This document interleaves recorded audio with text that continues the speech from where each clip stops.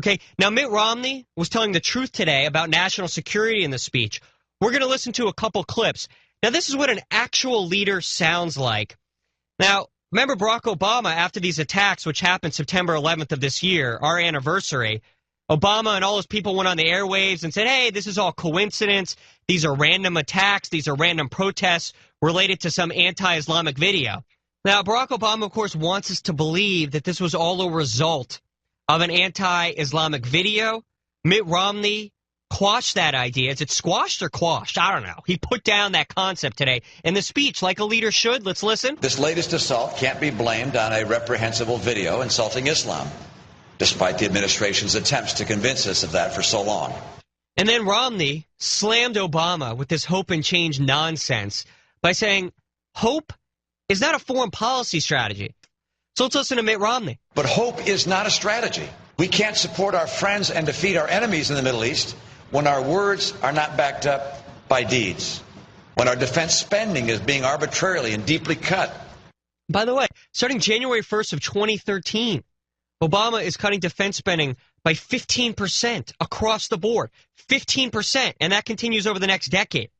The last time we saw cuts like this that weren't even as drastic, 1990s.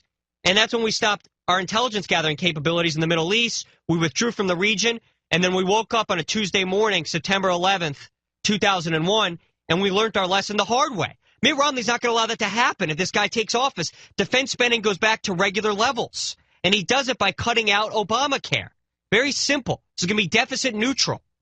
Now, finally, Romney got very specific in his speech today at the Virginia Military Institute going after Barack Obama's foreign policy. Now, Obama, when it comes to Afghanistan, has said, hey, look, in 2014, America's going to pull out of Afghanistan, and he keeps saying, quote, on schedule. When Obama talks about Afghanistan, he says, quote, on schedule, as if the Taliban has a schedule or gets memos. Let's listen to Obama at the United Nations talk about this scheduled withdrawal. We've begun a transition in Afghanistan, and America and our allies will end our war on schedule in 2014. Okay, the Taliban, people living in caves, they're just going to wait us out. That's why Mitt Romney's going to be very smart and tactical, listening to the commanders on the ground, so that way Afghanistan doesn't turn into another hellhole and cesspool or whatever. You get my point, okay? And as far as Afghanistan goes, Mitt Romney was very clear in this 25-second clip of the path forward. This is an audio masterpiece. Let's listen. President Obama would have you believe that anyone who disagrees with his decisions in Afghanistan is arguing for endless war. But the route to war and to potential attacks here at home is a politically timed retreat that abandons the Afghan people to the same extremists who ravaged their country and used it to launch the attacks of 9/11.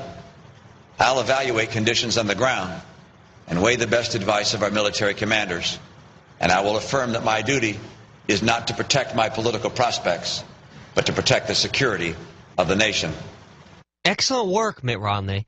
And so this is the beginning part leading up to October 22nd, the final debate. There's one on October 16th, which is town hall style. And then October 22nd, the final presidential debate, which is all focused on foreign policy.